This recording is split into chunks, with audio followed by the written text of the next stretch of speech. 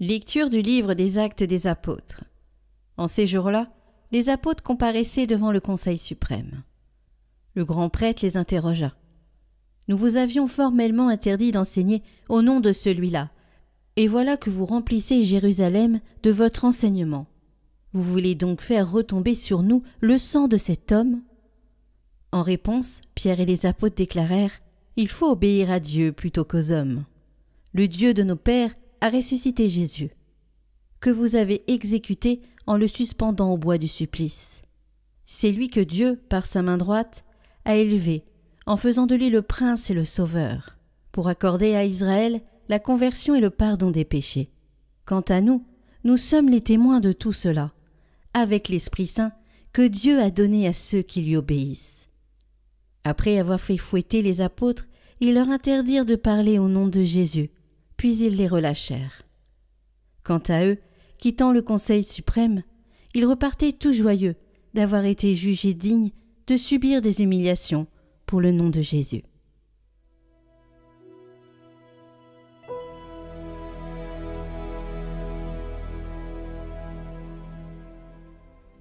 Je t'exalte, Seigneur, tu m'as relevé. Quand j'ai crié vers toi, Seigneur mon Dieu, tu m'as guéri. Seigneur, tu m'as fait remonter de l'abîme et revivre quand je descendais à la fosse. Fêtez le Seigneur, vous ses fidèles, rendez grâce en rappelant son nom très saint. Sa colère ne dure qu'un instant, sa bonté toute la vie. Avec le soir viennent les larmes, mais au matin, les cris de joie. Tu as changé mon deuil en une danse, mes habits funèbres en parure de joie. Que mon cœur ne se taise pas, qu'il soit en fête pour toi, et que sans fin, Seigneur mon Dieu, je te rende grâce.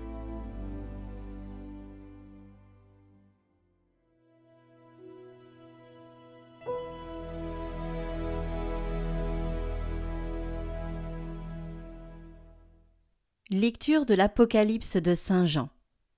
Moi, Jean, j'ai vu, et j'entendis la voix d'une multitude d'anges, qui entouraient le trône, les vivants et les anciens. Ils étaient des myriades de myriades, par milliers de milliers. Ils disaient d'une voix forte, « Il est digne, l'agneau immolé, de recevoir puissance et richesse, sagesse et force, honneur, gloire et louange. » Toute créature dans le ciel et sur la terre, sous la terre et sur la mer, et tous les êtres qui s'y trouvent, je les entendis proclamer. À celui qui siège sur le trône, et à l'agneau, la louange et l'honneur, la gloire et la souveraineté, pour les siècles des siècles. Et les 4 vivants disaient « Amen ». Et les anciens, se jetant devant le trône, se prosternèrent.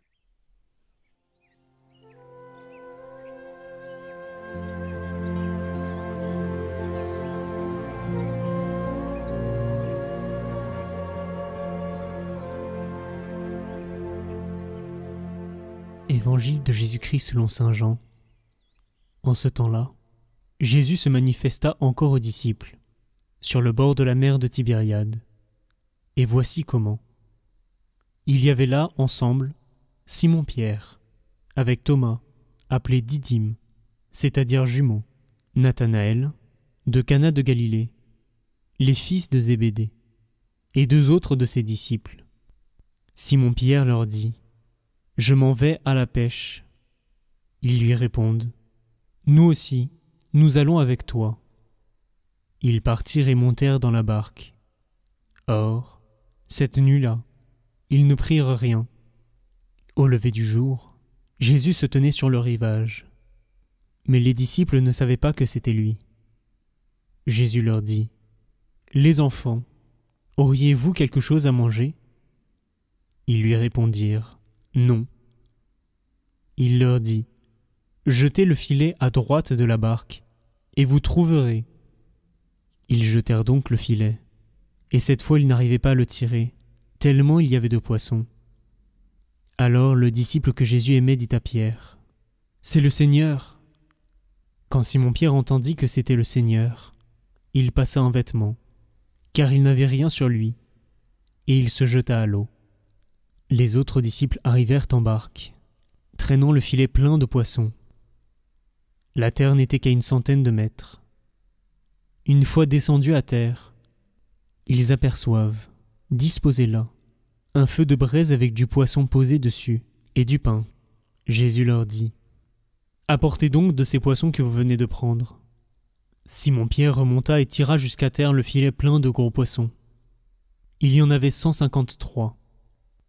Et malgré cette quantité, le filet ne s'était pas déchiré. Jésus leur dit alors, « Venez manger. » Aucun des disciples n'osait lui demander, « Qui es-tu » Il savait que c'était le Seigneur. Jésus s'approche, il prend le pain et le leur donne. De même pour le poisson. C'était la 3e fois que Jésus ressuscité d'entre les morts se manifestait à ses disciples. Quand ils eurent mangé, Jésus dit à Simon-Pierre, « Simon, fils de Jean, m'aimes-tu vraiment plus que ceci ?» Il lui répond, « Oui, Seigneur, toi tu le sais, je t'aime. » Jésus lui dit, « Sois le berger de mes agneaux. » Il lui dit une 2e fois, « Simon, fils de Jean, m'aimes-tu vraiment ?»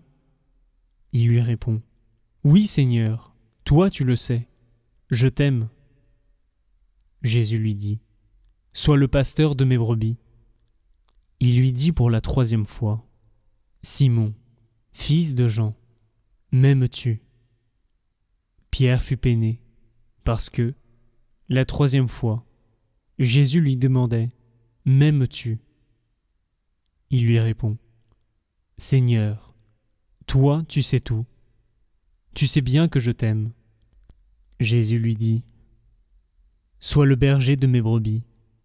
Amen, amen, je te le dis.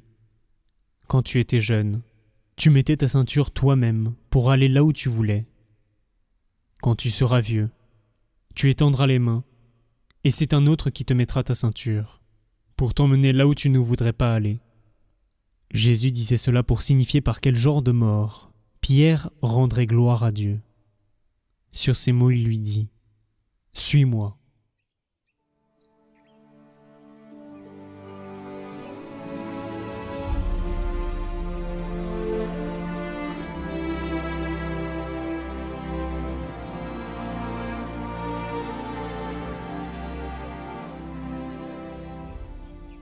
On imagine souvent que croire, c'est se sentir bien, avoir la paix, éviter les conflits, mais les apôtres nous disent autre chose.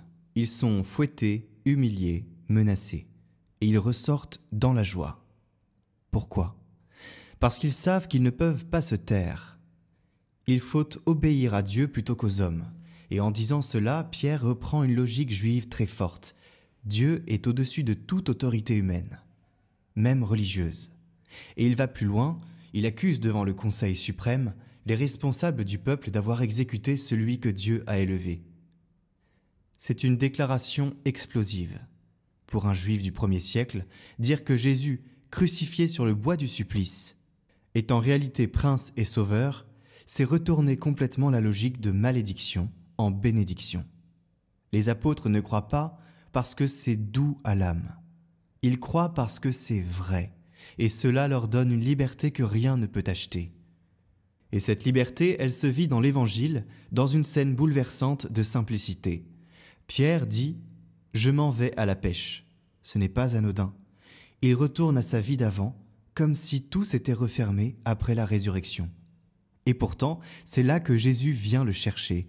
Il ne lui fait pas un grand discours, il le rejoint dans sa fatigue, son vide, son échec.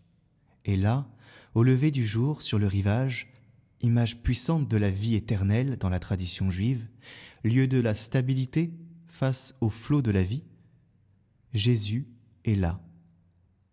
Il prépare du pain, du poisson et un cœur à cœur. Le chiffre 153 poissons a intrigué les pères de l'Église et selon saint Jérôme, c'était à l'époque le nombre total d'espèces de poissons connues, symbole de l'universalité de la mission. Mais le vrai miracle n'est pas dans le chiffre, c'est dans le filet qui ne se déchire pas. Pour les Juifs qui entendent ici une allusion au prophète Ézéchiel, chapitre 47, qui parle d'une mer pleine de poissons après la guérison des eaux. Le message est clair, le temps du salut est arrivé. Jésus ne revient pas avec reproche, mais avec une seule question. M'aimes-tu ? 3 fois. Non pour humilier Pierre, mais pour le guérir, comme pour effacer ces 3 reniements.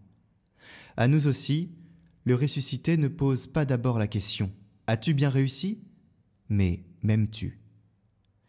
C'est cette relation-là qui transforme, qui envoie, qui donne sens au témoignage, même au prix de l'humiliation, car la résurrection ne nous éloigne pas du réel, elle nous rend capables de l'habiter en profondeur sur le rivage de nos vies ordinaires. Le feu du ressuscité brûle encore et le cœur reprend vie.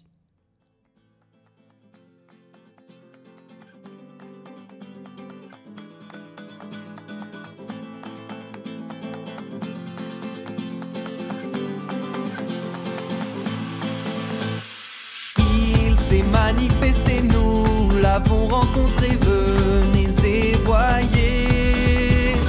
Venu pour nous sauver, il est ressuscité, Jésus est le Seigneur. Nos yeux l'ont reconnu et nos mains l'ont touché. Nous avons entendu la parole de vie. Manifesté, nous l'avons rencontré, venez et voyez. Venu pour nous sauver, il est ressuscité, Jésus est le Seigneur.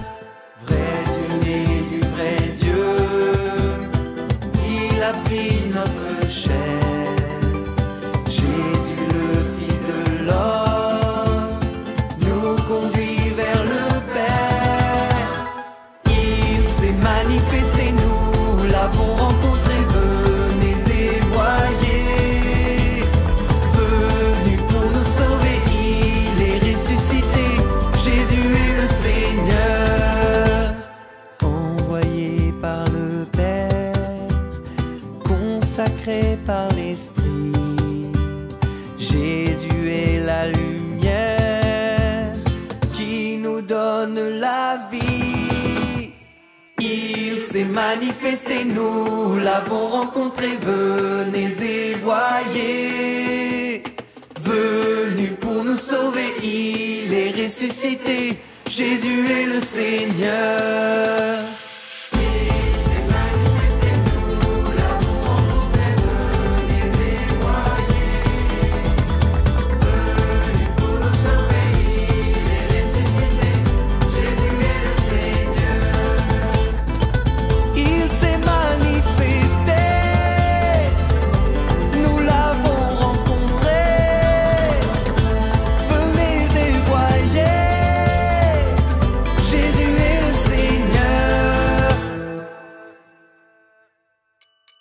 Chers amis, nous organisons notre première conférence avec notre tout nouveau projet Set Talk. Cette conférence aura lieu à Paris le 12 juin. Si vous souhaitez participer à cette conférence afin d'en savoir plus sur le cœur de Jésus et puis aussi de nous rencontrer, n'hésitez pas à vous inscrire, la billetterie est en lien en haut à droite et en description. Merci à vous de partager aussi cela autour de vous. Notre initiative a besoin, comme elle est nouvelle, de communication et vous êtes notre aide principale pour relayer cela à vos amis qui sont en région parisienne. Prions pour toutes les intentions déposées en commentaire cette semaine. Notre Père qui êtes aux cieux, que votre nom soit sanctifié, que votre règne vienne, que votre volonté soit faite sur la terre comme au ciel. Donnez-nous aujourd'hui notre pain de ce jour. Pardonnez-nous nos offenses, comme nous pardonnons aussi à ceux qui nous ont offensés. Et ne nous laissez pas entrer en tentation, mais délivrez-nous du mal. Amen. Je vous salue Marie, pleine de grâce, le Seigneur est avec vous. Vous êtes bénie entre toutes les femmes, et Jésus, le fruit de vos entrailles, est béni. Sainte Marie, Mère de Dieu, priez pour nous, pauvres pécheurs, maintenant et à l'heure de notre mort. Amen. Gloire au Père et au Fils et au Saint-Esprit, comme il était au commencement, maintenant et pour les siècles des siècles. Amen.